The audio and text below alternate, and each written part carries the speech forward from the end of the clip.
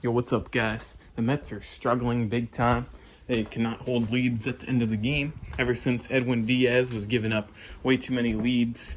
And that's why the Mets had to send Edwin Diaz down to the Brooklyn Cyclones, the minor league system, to try to work him back up the way he used to be. I don't even know what happened. He might have burned himself out, but he didn't look like himself at all. And the Mets would have big leads at the end of the game.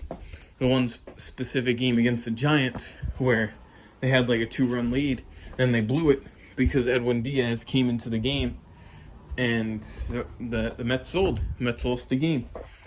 The Mets need to be more consistent with their runs, because yesterday against the Marlins, Luzardo was their starting pitcher for the Marlins. The Mets did not look too comfortable out there. They only had around 2 runs. The Marlins were scoring some runs at the end.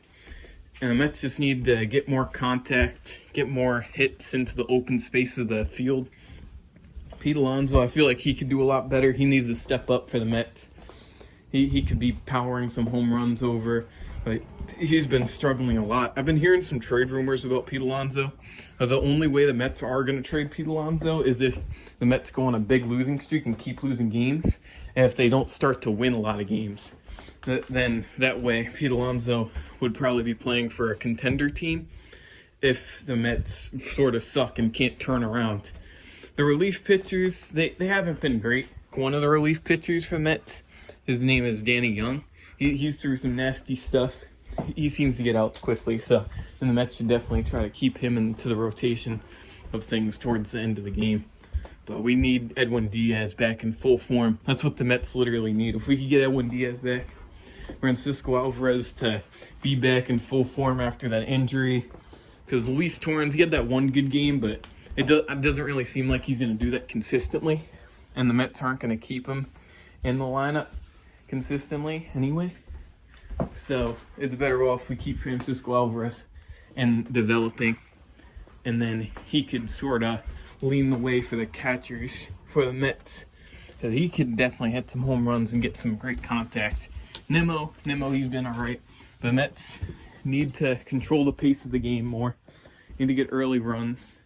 And they need to score some extra runs. Because since we don't have that lethal closer, the Mets need to score extra runs towards the end of the game so they have a bigger leadway. But even then, they're still blowing out massive leads. It doesn't make sense. Need better pitching from the Mets.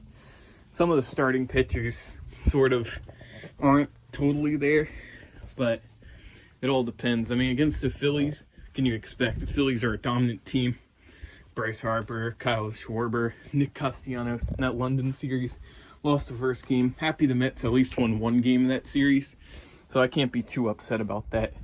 But let me know what you guys have thoughts about the Mets. Just wanted to make a quick video talking about them. And it's safe to say the Mets are a good caliber team. They're just making too many fielding errors and not playing to the best of their ability. There's too many balls that should be easily fielded, and sometimes there's pitches down the middle that and it should be a good hit, but it's either going to be a pop-up or maybe a ground out or something like that with weak contact.